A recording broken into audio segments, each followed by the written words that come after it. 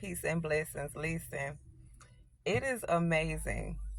It's amazing how man's perception of who God is changes depending on what they hear. When God is in the business of using one of his servants to teach, one of his children, to teach, to give a word of knowledge, a word of wisdom, prophecy, and it's hitting home. I mean, good news, good news, good news, good news. God is changing, fixing, shaping, making, molding things, right? It's all good news then. It's good news, and they're so willing to accept it and receive it. But as soon as God began to speak a word of chastisement through those same women and men of God, it is so ironic. It is so, it's laughable too. It's funny how the whole tonality of the person changes sometimes. God is amazing. You can't think loving God doesn't come with chastisement. The closer you draw to him, the more he begins to reveal certain things to you. See, when you want a relationship with God, you got to be willing to hear the good and the bad. That's in any relationship that you bring together, right? What holds you is not just the good, right? But you need the bad in order to correct the things that you're doing wrong. It helps you to grow. It helps you to be selfless. It helps you to not be so selfish, but to rely on what those greater things that are within you. It comes to shape you. It comes to help you. It comes to teach you. Correction is good. But I say if you can't take the correction of God, baby, count yourself as a bastard. And that's just, and I say that out of love. It is what it is. I call a spade a spade. If you can accept this hand when he's saying something good, do you not even understand that when God is using one of his children to speak a word into your life, that everything that has been said to you is still condition based? It's condition based. It's based upon your level of faith, his timing, his way of bringing you into that. Now, there are some things God will say, and you can just bet it's going to happen just like that. But there's other things that people fall in love with. You fall in love with his hand and not his heart. And that's a problem. People fall in love with his hand and not his heart.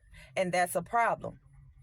But God, when God sees that you're falling in love too much with this, God is going to correct this so that these two can operate together. Do you understand what I'm saying? Lord Jesus, thank you. I just had to get this one out of my system because I'm in such a, it's laughable. It's laughable. It's laughable. The enemy has the mind of so many people. I mean, he has them wrapped around his finger because they genuinely don't understand to reject that. It's not even that person. It's not that person that you're rejecting. It's the God within them. It's God himself that you're rejecting. He just tends to use humans. What you think? God ain't going to use a human to speak, to do, to unlock your life? He made us for a reason. You think that he just speak to you and there's no real cause of what he's doing? It's all for a purpose. He orchestrated it to be this way. But you have to learn to not just accept this because he ain't going to let you pimp him. But you got to learn how to accept this. And the more you accept this of him, the more it's easy for him to give you this. But it comes with this first. You got to do the heart check. You got to get those heart issues out the way. He got to speak to you about the things that concerns his heart. Come on. And his mind. But are you willing to hear it when it don't sound good to you? When it don't please your flesh, are you willing to take the beating? Huh? Because to understand that when he chastises not to just hurt you and leave you on the side of the roadway, on the side of the straight and narrow, just so he can say, oh, I got this one like that. No, God chastises you so that you can stay walking on the straight and narrow. He continues to show you what it is that you need. He's equipping you even through the chastisement. This is why you have to learn to have joy. This doesn't come overnight. It's a process of going through and learning how to have joy in the midst of it all, because you understand that it works for your greater good. But you got to be willing to start somewhere. If you're not willing to hear, if you're not willing to take in and be developed in him, God is a God of love. But some people take his chastisement as, oh, that's not God. It's him. It's him. It's him. When you feeling like, oh, well, I know this, I know that, I can do this, I can do that, I already know. That's arrogance. God has to check that. He got to correct that. When you feel like you're too above to hear from someone else, he has to check that.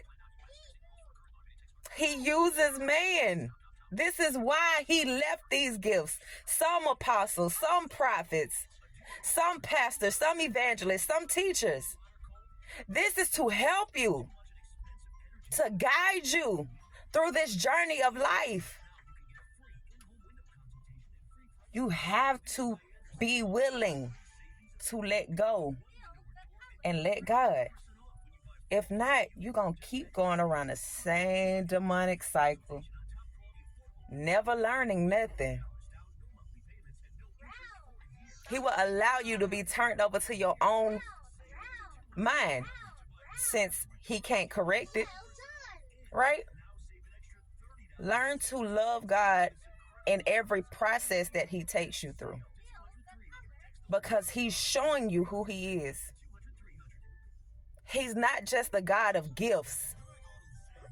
He's a God of love. He's a God of excitement. He's a protector. He's a God of health. He's a God of healing. He's a God of chastisement. Don't you chastise your children when they're in the wrong? Okay. And so what you think he gonna do? It's needed.